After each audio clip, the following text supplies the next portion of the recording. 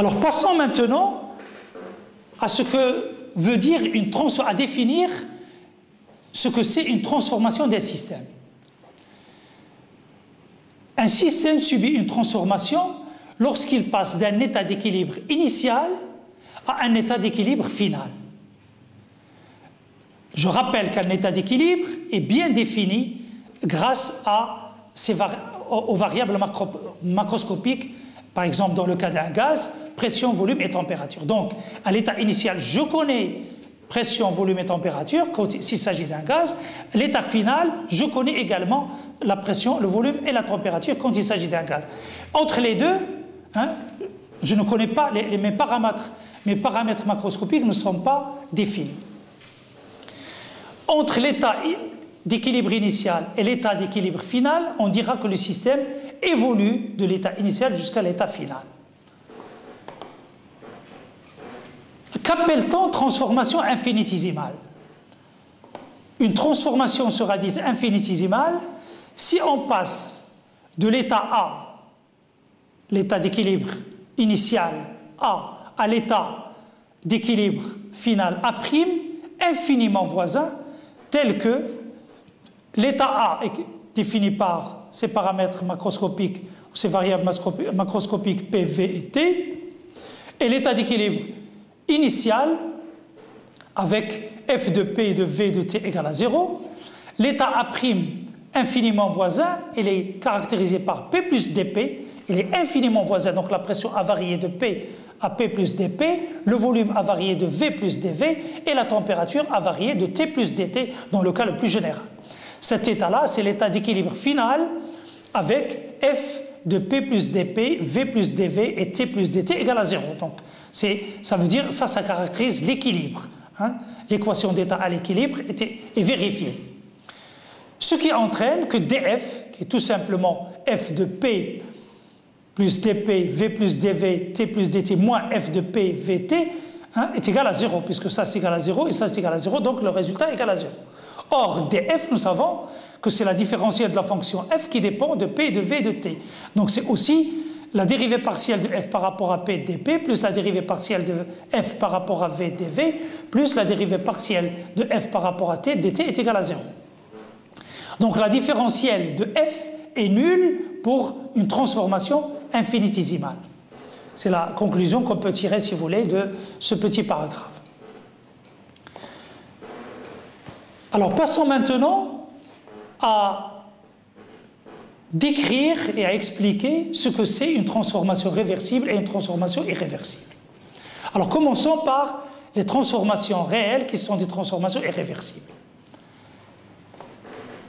Alors je vais essayer d'expliquer ce que c'est une transformation irréversible en me basant sur la compression et la détente d'une masse de gaz, qui est mon système, un gaz. Je vais le comprimer dans un cylindre muni d'un piston qui coulisse sans frottement. Ce cylindre est placé dans un environnement, c'est-à-dire son milieu extérieur, de température constante égale à 20 degrés C et de pression constante égale à P1, la pression atmosphérique par exemple.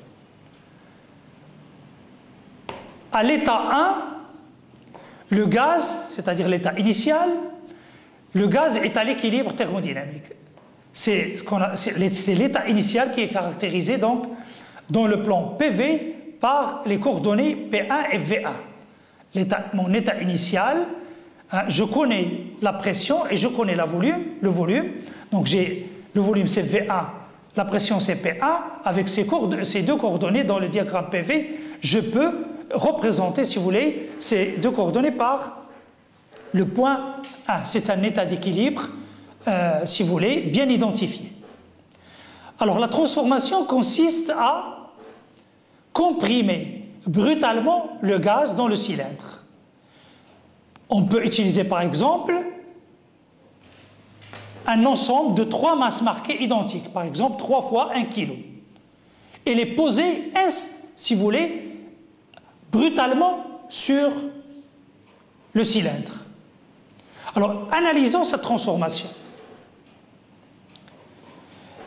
Quand je pose brutalement les 3 masses sur le piston du cylindre, instantanément, le gaz va sentir le poids et donc la pression de ces masses, et sa pression va passer de P1 à P4 instantanément.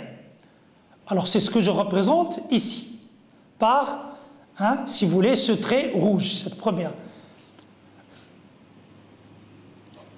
La diminution du volume se fera à pression constante. La diminution du volume, le passage de V1 à V4, qui est le volume final de cette transformation, se fera à pression constante, qui est P4.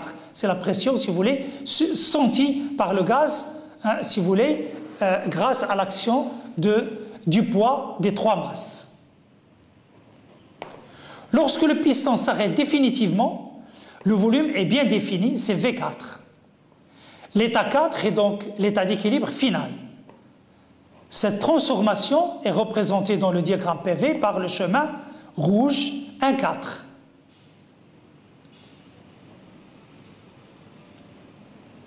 Analysons maintenant la transformation inverse. Je vais enlever de manière brutale les trois masses ensemble. Alors je vais considérer l'état 4 comme état d'équilibre initial de ma transformation. Alors donc mon état initial est caractérisé par les coordonnées P4, V4, que j'ai représenté ici dans ce diagramme-là. Mon état initial c'est ici. Et je vais enlever, tout d'un coup, brutalement, les trois masses. Instantanément, une fois que les masses sont retirées, instantanément, le gaz va se mettre à la pression extérieure qui est P1. Donc, il va passer de la pression P4 à P1 instantanément, pratiquement au volume V4. L'augmentation du volume se fera à pression constante P1. C'est la pression extérieure ici, pour aller à V1. Donc, cette nouvelle transformation sera représentée par le chemin rouge 4,1. Alors, commentaire sur ces deux transformations, si vous voulez, qui composent la transformation que je viens de faire, qui est la compression et la détente brutale du gaz. Bien que nous sommes partis de l'état 1 en comprimant le gaz et nous sommes retournés au même état 1, en détendant le gaz, les chemins qui représentent ces deux transformations ne sont pas identiques. Cette transformation est dite irréversible. Je ne suis pas retourné de l'état 4 à l'état 1 en passant par le même chemin. Donc le fait que je ne suis pas retourné par le même chemin, donc on qualifiera cette transformation de transformation irréversible.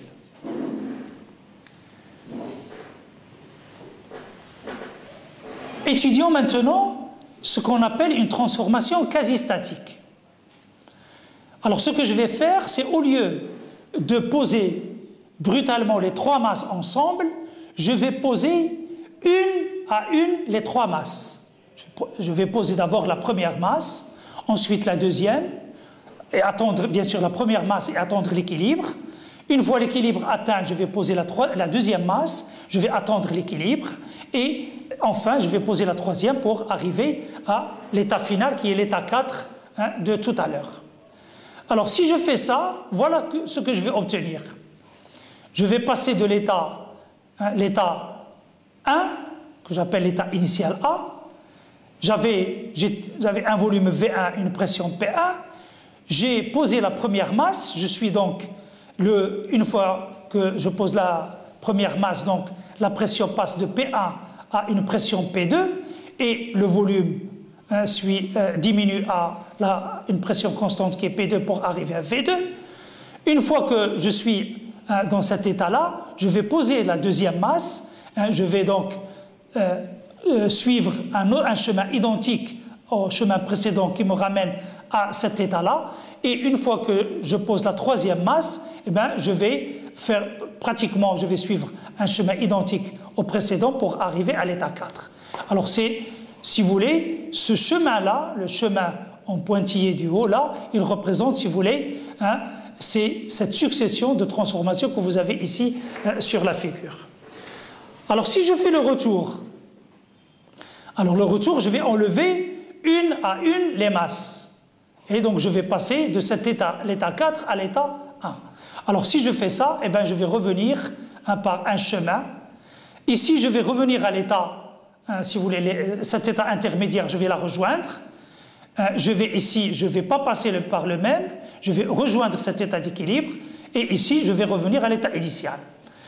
Alors finalement, ici, en faisant, si vous voulez, ce TP, si vous voulez, cette expérience-là, j'ai créé deux états d'équilibre intermédiaire entre l'état initial et l'état final. Alors imaginez maintenant que la transformation entre l'état initial et l'état final soit formée d'une suite d'états d'équilibre très proches ou très rapprochés les unes des autres.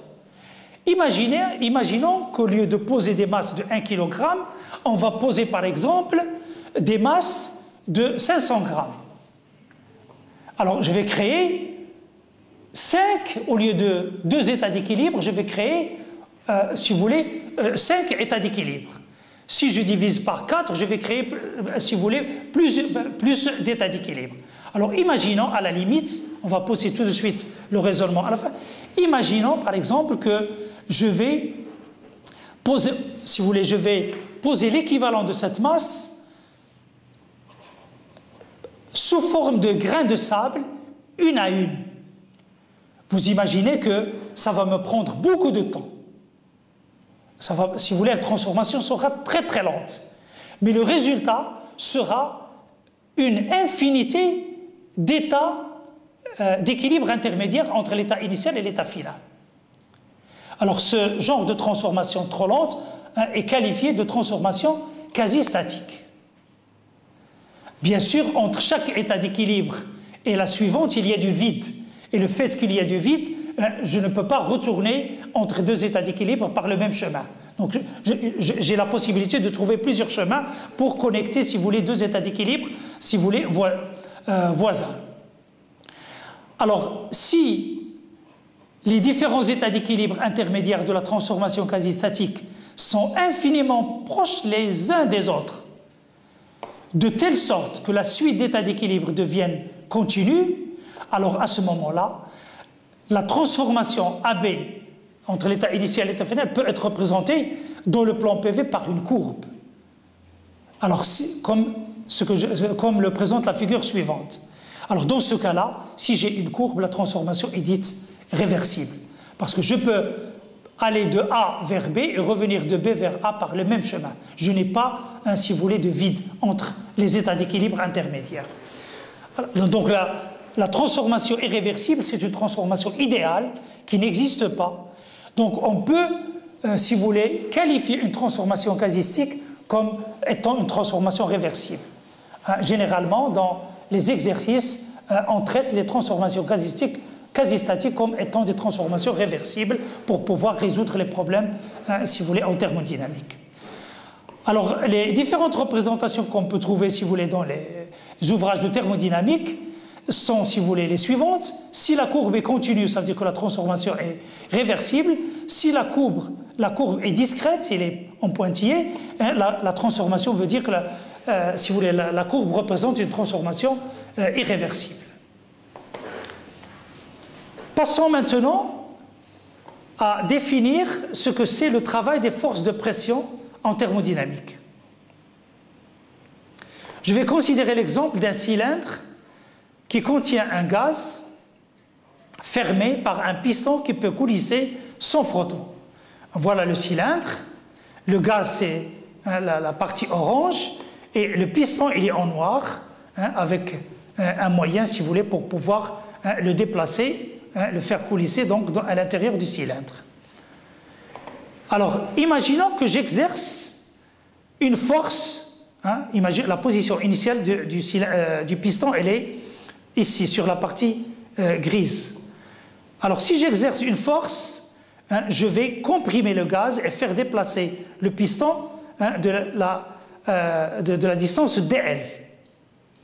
Alors, on remarque ici que le dl et la force, si vous voulez, sont dans le même sens et dans la même direction et le même sens. Alors l'expression du travail qui correspond à ce déplacement, c'est tout simplement dW égale la force extérieure fois dL. Si je considère S comme la section du piston, c'est-à-dire la surface de ce piston-là,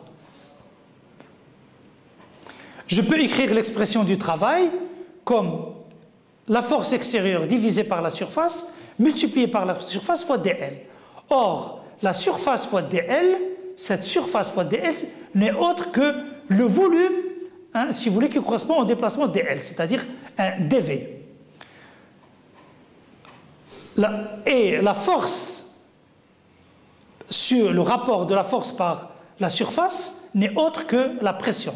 C'est la définition même de la pression, c'est la force par unité de surface. Donc dW s'écrira donc P extérieur, c'est la pression qui correspond à la force extérieure, fois dV, fois la variation du volume, si vous voulez, sur lequel nous avons comprimé le gaz. Donc nous avons une relation dW égale P extérieur dV. À ce niveau-là, je vais vous donner, si vous voulez, la convention de Sine en thermodynamique, qui veut dire que, tout simplement, que tout ce que reçoit un système est considéré comme positif. S'il reçoit du travail, ce travail sera positif, sera compté positif. S'il reçoit de la chaleur, cette chaleur sera comptée positive. Au contraire, s'il cède, s'il fournit à l'extérieur du travail, ce travail sera considéré comme négatif. Et s'il cède aussi une quantité de chaleur, cette quantité de chaleur sera considérée comme négative. Alors, si nous sommes d'accord sur cette convention de Sine, quelle est la conséquence et l'incidence sur l'expression du travail des forces de pression? Dans l'exemple étudié, le système a reçu du travail puisque nous avons comprimé le gaz. Donc dW est positif. Mais nous avons vu que dV est négatif. Nous avons comprimé le gaz. Le volume final est plus petit que le volume initial. Donc dV est négatif. D'où la nécessité pour avoir donc un dW, puisque la pression est toujours positive, et pour avoir dW positif, la nécessité d'ajouter un signe moins pour tenir compte de cette convention. Le travail des forces de pression établi précédemment s'écrira alors dW égale moins P extérieur dV. Cette formule se généralise à un travail élémentaire de force de pression quelconque pour n'importe quel système. Expression des formes différentielles dW et dQ. Alors, le travail élémentaire s'écrit dW égale moins P extérieur dV. Donc, nous reconnaissons ici une forme différentielle. C'est moins P dV. Rappelez-vous que nous avons écrit plusieurs formes différentielles, en particulier à deux dimensions, AdX plus BDY par une forme différentielle dW, telle que AdX plus BDY. Ici, nous avons une forme différentielle très simple, moins P extérieur dV. C'est donc, sachant que l'équation d'état du gaz à l'équilibre thermodynamique est donnée par cette relation F de P de V et de T égale à 0, et sachant que dans le cas d'un gaz, puisque c'est un corps pur, si vous voulez, à l'état gazeux, si vous voulez, j'ai besoin uniquement de deux variables pour représenter, si vous voulez, son état d'équilibre thermodynamique. Alors, selon le choix des variables indépendantes, dW aura une forme différentielle, différente selon, si vous voulez, le choix des variables indépendantes, comme je viens de le dire. Alors, si je choisis comme couple de variables indépendantes T et V, donc je peux écrire dW comme 0 fois dt moins PdV, puisque dW égale moins PdV. Si je choisis comme couple de variables indépendantes P et V, dW c'est 0 dP moins PdV. C'est la relation 2. Et si je choisis comme couple de variables indépendantes la pression et la température, dW égale AdP plus BdT, c'est la formule 3. Avec le choix du couple de variables indépendantes P et T, on a V qui dépend de P et de T. On peut écrire donc la différentielle de la variable v comme étant dv sur dp à t constant fois dp, plus dv sur dt à pression constante fois dt. Je remplace dv par cette expression-là, je remplace le dv ici par cette expression-là, que je viens de calculer ici, d'exprimer ici. Donc dw égale moins p fois cette quantité-là, que je peux développer, c'est moins p dv sur dp à t constant fois dp, moins p dv sur dt à pression constante fois dt. L'identification de cette relation avec la relation 3 permet de déterminer donc les expressions des coefficients a et b de cette relation, c'est-à-dire a et b ici. Propriété du travail élémentaire. En général, dw n'est pas une différentielle totale exacte. Par conséquent, le travail effectué pour passer d'un état d'équilibre initial 1 à un état d'équilibre final 2 va dépendre du chemin suivi. Donc le travail fini W entre 1 et 2, qui est l'intégrale du travail élémentaire dW entre un état initial 1 et un état final 2, va dépendre du chemin, si vous voulez, que je vais considérer entre l'état initial et l'état final 1 et 2. Alors, exemple de transformation finie. Transformation correspondant à une détente d'un gaz dans le vide. Alors, rappelons que dans le vide, il n'y a pas de particules. Donc la pression du vide, elle est identiquement nulle. Là, puisque le gaz va se détendre si vous voulez, dans le vide, la pression du vide constitue la pression extérieure, elle est égale à 0. Donc dW qui égale moins P extérieur fois dV, elle est identiquement nulle. Et le travail fini de la transformation, c'est l'intégrale entre 1 et 2 de dW, elle est aussi égale à 0. C'est une sommation, donc elle est égale à 0 dans ce cas-là. Qu'en est-il pour la détente d'un gaz dans l'atmosphère? Cette fois-ci, la détente du gaz se fait dans l'atmosphère. Donc la pression extérieure est égale à la pression atmosphérique. dW égale à moins P extérieur dV. Et si je veux calculer le travail fini entre un état initial et un état final, je vais intégrer donc cette expression-là. Comme la pression extérieure est égale à la pression atmosphérique d'une constante, je peux la faire sortir de l'intégrale. Et donc, je vais obtenir tout simplement moins P atmosphère facteur de V2 moins V1, c'est-à-dire le volume final de la transformation, moins le volume final, si vous voulez, que le gaz avait à l'état initial. Comme V2 est supérieur à V1, puisqu'il s'agit d'une détente, dans ce cas-là, W est négatif. Dans une détente, le gaz fournit du travail à l'extérieur, c'est normal que le travail soit négatif. Alors, qu'en est-il pour une transformation finie et réversible? Je rappelle que réversible veut dire une succession d'états d'équilibre, une infinité d'états d'équilibre qui se suivent les uns à la suite des autres. Alors, l'équilibre mécanique exige que la pression extérieure soit égale à la pression du système que je vais appeler P. Donc dW, l'expression des forces de pression dW qui est égale à moins P extérieur dV, puisque je considère une transformation réversible, donc c'est moins PdV. Le P ici, c'est à la fois la pression extérieure, c'est la pression du système.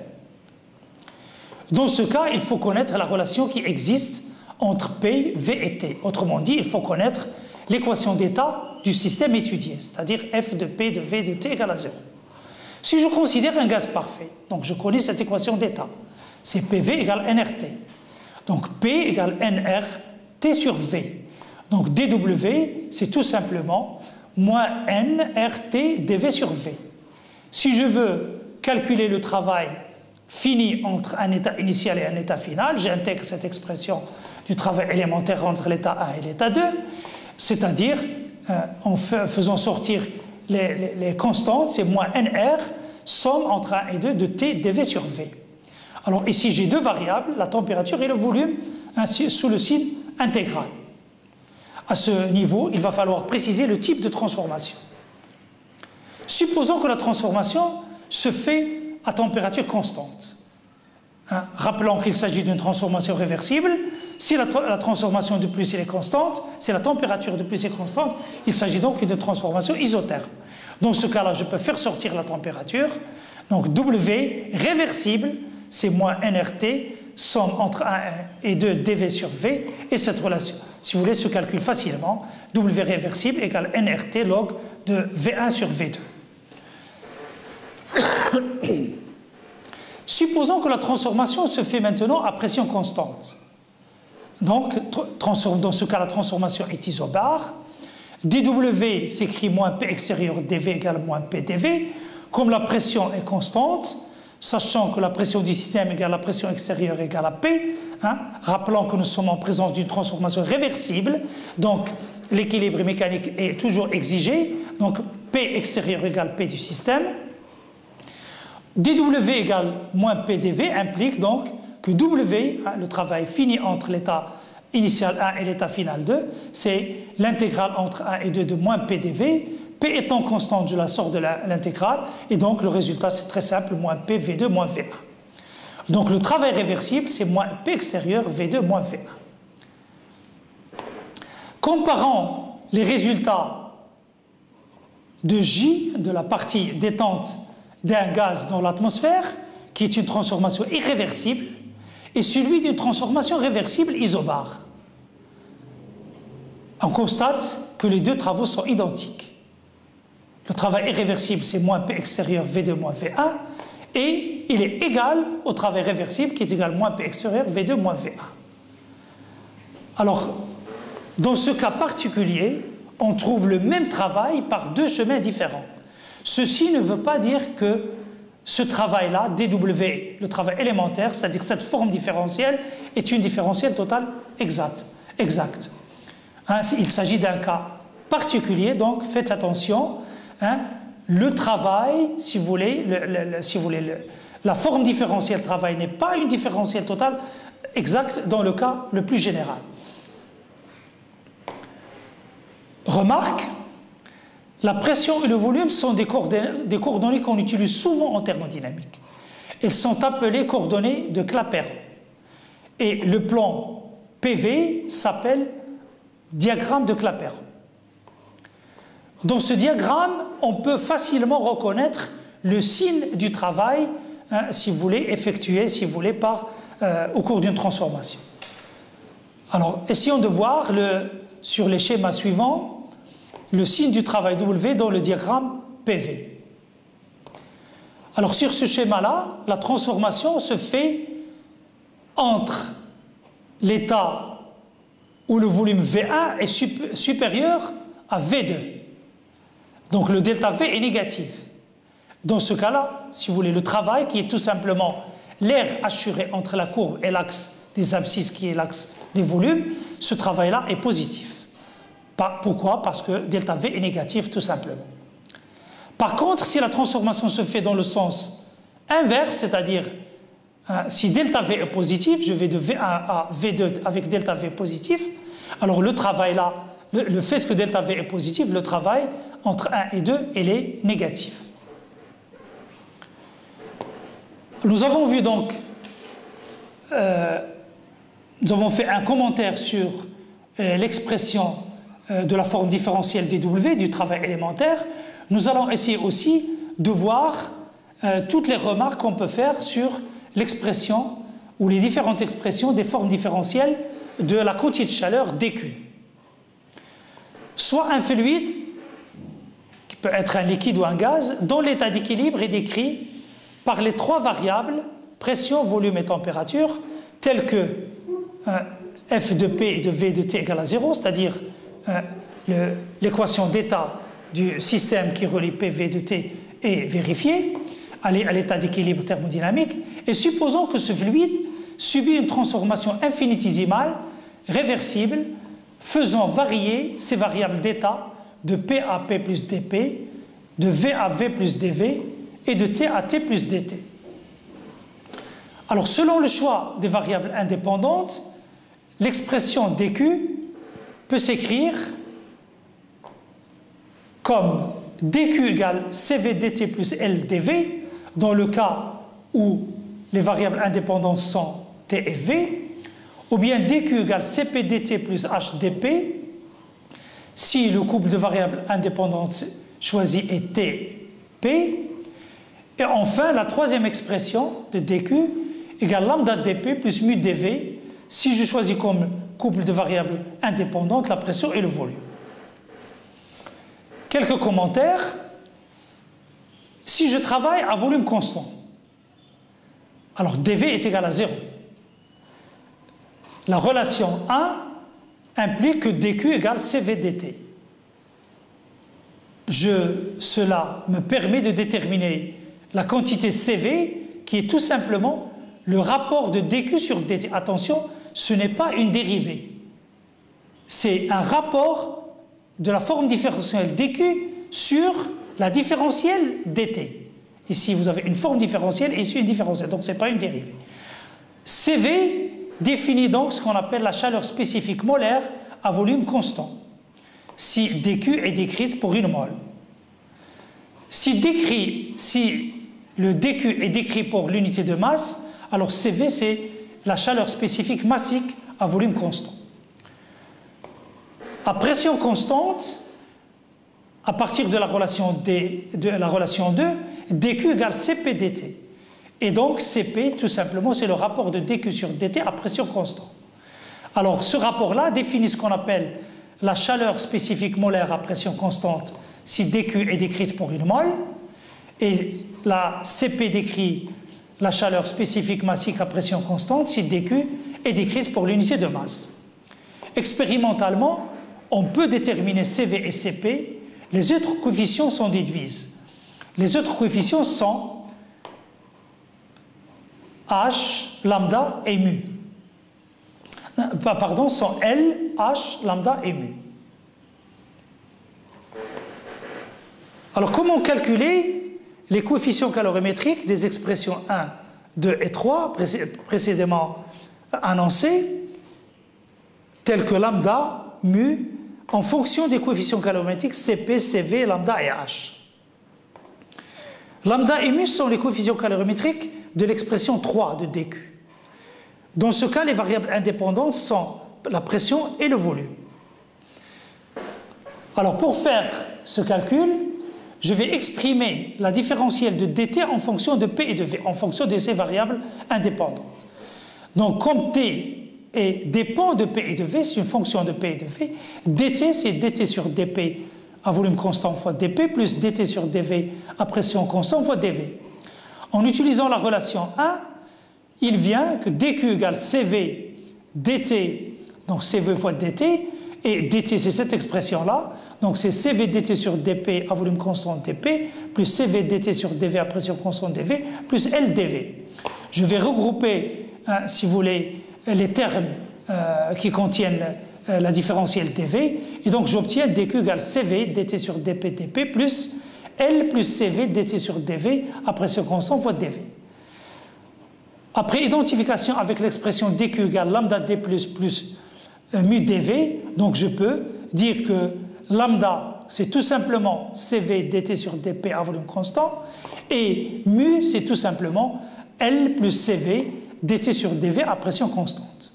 Le même raisonnement avec le choix des variables t et p permet d'établir l'expression de mu et l'expression de lambda en fonction de Cp et des dérivées partielles de t par rapport à V et par rapport à P, comme le montrent les relations suivantes. Remarque, Cp et Cv dépendent très peu de la pression. C'est surtout la variation avec la température qui est importante. Donc Cp généralement dépend de la température, comme Cv dépend de la température également. Pour les solides, on ne distingue pas entre Cp et Cv. Comme pour le travail, W, la quantité de chaleur dépend du chemin suivi pour une transformation finie.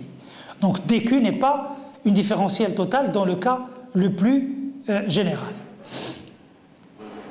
Alors, passons en revue quelques transformations particulières.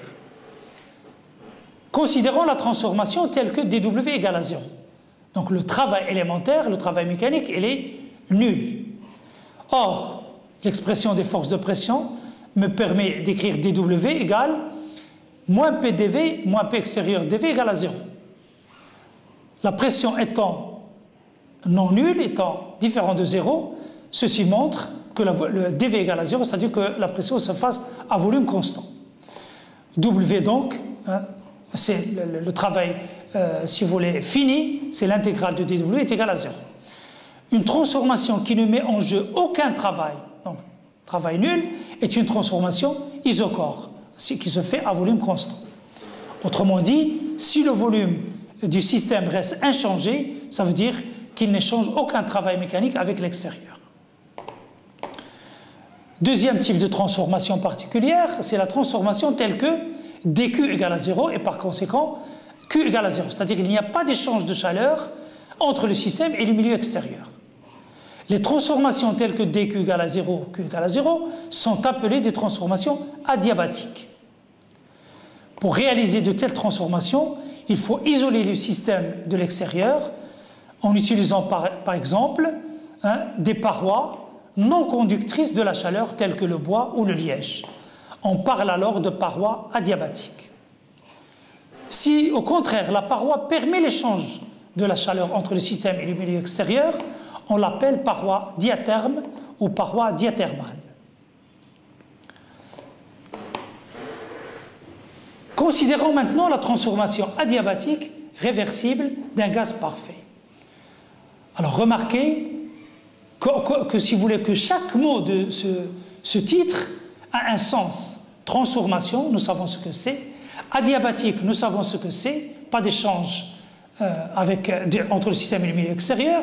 Réversible, ça veut dire que entre l'état initial et l'état final, il y a une succession, si vous voulez, continue d'états d'équilibre.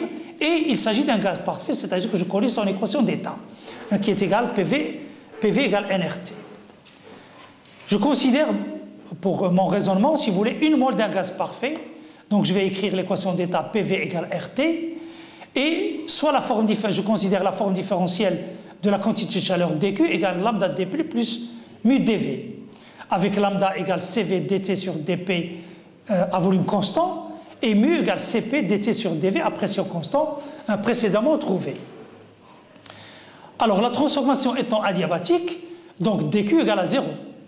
Donc en remplaçant lambda et mu par sa valeur et en identifiant ça égal à 0, donc j'ai cette expression-là qui est égale à 0.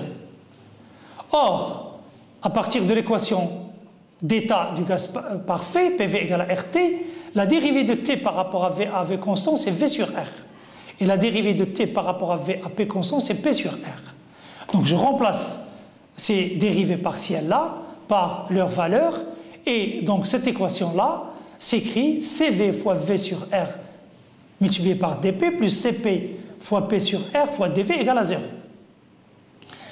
Finalement, je peux transformer cette équation pour qu'elle devienne, si vous voulez, s'écrive sous la forme Cp sur Cv fois dV sur V plus dP sur P égale à 0.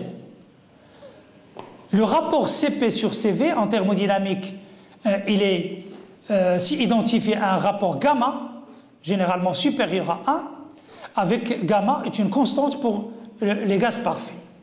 Donc je peux écrire mon équation comme gamma dV sur V plus dP sur P égale à 0. Si j'intègre cette équation-là, je peux, si vous voulez, facilement trouver, si vous voulez, log de PV à la puissance gamma égale une constante. Autrement dit, PV à la puissance gamma égale constante. Alors donc, je suis parti pour décrire une transformation adiabatique réversible d'un gaz parfait.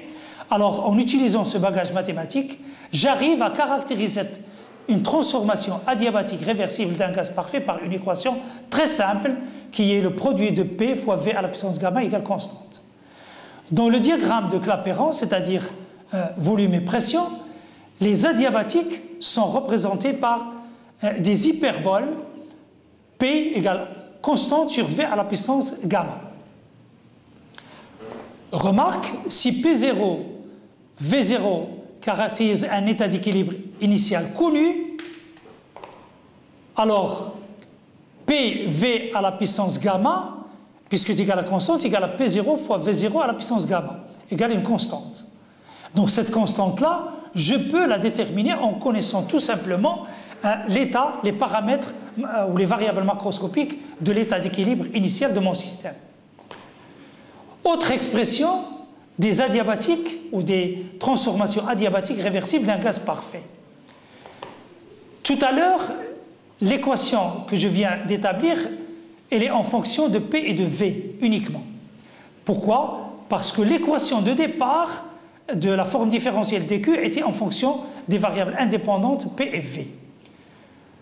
Alors si maintenant je veux caractériser ce genre de transformation avec un autre couple de variables indépendantes telles que V et T, il suffit d'utiliser bien sûr cette équation-là de départ, utiliser l'équation des gaz parfaits PV égale RT, et remplacer par exemple P par sa valeur qui est RT sur V, la remplacer ici, et finalement j'ai RT sur V fois V à la puissance gamma, R étant qu'une constante, je peux la faire passer dans la constante de droite, et j'ai tout simplement une nouvelle équation caractéristique d'une adiabatique réversible d'un gaz parfait, c'est TV à la puissance gamma moins 1 égale constante. Alors si enfin je choisis le troisième couple de variables indépendantes qui sont la pression et la température, le même raisonnement conduit à l'équation, si vous voulez, suivante, T à la puissance gamma, P à la puissance 1 moins gamma égale constante. Quelques remarques sur les transformations adiabatiques. Si la quantité de chaleur est égale à 0, c'est-à-dire il n'y a pas d'échange de chaleur entre le système et le milieu extérieur. Ceci ne veut pas dire que la température du système reste constante. Au contraire, dans le cas général, la température du système varie au cours d'une transformation adiabatique. Donc attention, une transformation adiabatique ne veut pas dire que la température du système au cours de la transformation reste constante. C'est très important. Transformation isotherme réversible d'un gaz parfait. Notez bien qu'une transformation isotherme, c'est une transformation qui se fait à température constante. Comme la température n'est définie que dans un état d'équilibre thermique, la transformation isotherme est constituée d'une succession d'états d'équilibre thermique. C'est donc une transformation quasi-statique et donc on peut l'assimiler à une transformation réversible. Remarque, une adiabatique réversible est représentée par l'équation caractéristique PV gamma égale constante, et une isotherme réversible est représentée par l'équation PV égale constante, puisque T est une constante, donc PV, R fois constante égale constante. Dans les deux cas, on a dans le plan PV des hyperboles. Donc, une adiabatique réversible d'un gaz parfait est représentée par une hyperbole, P varie comme 1 sur V à la puissance gamma, avec gamma supérieur à 1, et une isotherme réversible est représentée par une hyperbole, P variant comme 1 sur V, tout simplement à la puissance 1, si vous voulez. Donc les deux courbes sont des hyperboles. Comment distinguer entre la courbe d'une adiabatique réversible, d'un gaz parfait, et une isotherme réversible d'un gaz parfait représentée sur le même diagramme? La réponse nous est accessible en comparant les pentes des deux courbes en un point A qui leur est commun, que nous caractérisons ce point commun, que nous pouvons caractériser par les coordonnées V0 et P0 par exemple. En effet, pour une adiabatique réversible d'un gaz parfait, PV gamma égale constante, ce qui implique que gamma dV sur V plus dP sur P égale à 0. Ça veut dire que dP sur V égale moins gamma P sur V. Donc au point A, la dérivée de P par rapport à V, c'est moins gamma P0 sur V0. P0 sur V est une constante, donc multiplié par moins gamma, donc j'ai une valeur ici bien déterminée. Pour une isotherme réversible, j'ai PV gamma égale constante, donc dV sur V plus dP sur P égale à 0, ce qui implique que la dérivée de P par rapport à V égale moins P sur V. Donc au point A de coordonnées V0, P0, dP sur V c'est égal moins P0 sur V0. Autrement dit, moins 1 fois P0 sur V0, et ici, moins gamma P0 sur V0. Donc on remarque que les deux pentes sont négatives, hein, c'est moins, mais en valeur absolue, la pente de l'adiabatique est plus importante que celle de l'isotherme, puisque gamma est supérieur à 1. Donc les deux pentes sont négatives, mais la pente la plus raide, c'est celle de l'adiabatique réversible. Alors, illustration. Alors ici, j'ai en rouge une première isotherme à 400K, deuxième isotherme à 200K, et j'ai une adiabatique, c'est la courbe bleue. Donc on voit bien, par exemple, en ce point-là, la pente de l'adiabatique est plus importante que la pente rouge de l'isotherme.